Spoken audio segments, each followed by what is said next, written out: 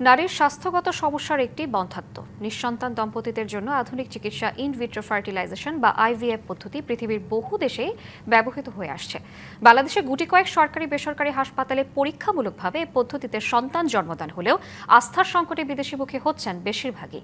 চিকিৎসকদের গবেষণা ও দক্ষতার অভাব, উন্নত ল্যাব ও যন্ত্রপাতির স্বল্পতা, সর্বোপরি সরকারি সহায়তা না থাকাকে দুষছেন বিশেষজ্ঞরা।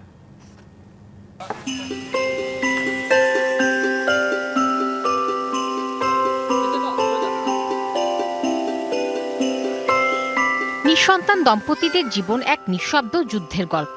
সমাজের বাঁকা কথা, দাম্পত্য অশান্তি আর বছরের পর বছর চিকিৎসার জন্য এক হাসপাতাল থেকে অন্য হাসপাতালে ঘোরার অসহনীয় যন্ত্রণা। এমন পরিস্থিতির মধ্য দিয়ে যেতে হয়েছে অনেক দম্পতিকে। কোনো প্রোগ্রামে যাওয়া যায় না, কোথাও বেড়াইতে যাওয়া যায় না, বলে বিয়ে কর। আমার ওয়াইফরও অনেকে বলে বিয়ে কর। নানান অশান্তি এইগুলি ফেস হয়েছি, অনেক হসপিটাল দেখাইছি, কিন্তু কোনো জায়গায় ফল পাইনি। ঈদ আসবে, সাথে ক্যাশব্যাকও আসবে। নিজের বা প্রিয়জনের জন্য কেনাকাটায় এবারও নগদ পেমেন্টে পাচ্ছেন দারুণ ক্যাশব্যাক। তাই যাই কিনুন, পেমেন্ট করুন নগদে। যাদের বাচ্চা নেই তারাই বলতে পারবে তাদের খারাপ লাগা মন্দ লাগার ব্যাপারগুলি।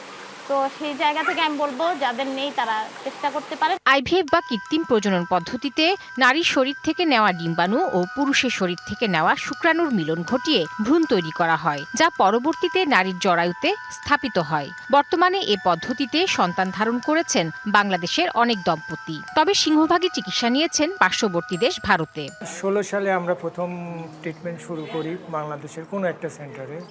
সেখানে ট্রিটমেন্ট নিয়ে আমরা হ্যাপি ছিলাম না। আউটসাইড কান্ট্রি অনেক ডেভেলপড, তারা এটা নিয়ে নিয়মিত রিসার্চ করে। ফাইন্যান্সিয়াল একটা বার্ডেন থাকে। বাবা মা হওয়ার যে আমাদের আকাঙ্ক্ষা, সেই তার কাছে আমি মনে করি যে এই অর্থটা যেটা খরচ হচ্ছে সেটা খুবই নগণ্য।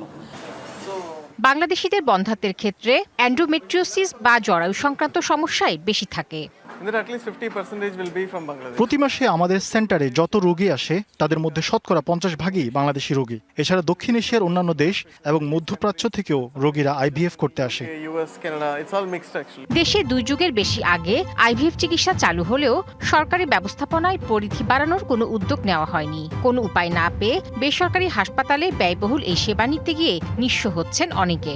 ইনফার্টাইল যারা কাপল, এদেরকে নিয়ে কোনো গবেষণা নাই। আমাদের চিকিৎসকরা খুব বেশি রকমভাবে কাজ করে না। কিছু যন্ত্রপাতির স্বল্পতা আছে, আর সর্বোপরি হলো যে সরকারের কোনো রকম সহায়তা নাই। প্রতি বছর যে বিপুল পরিমাণ অর্থ দেশের বাইরে চলে যাচ্ছে তার মধ্যে অন্যতম এই বন্ধ্যাত্বের চিকিৎসা।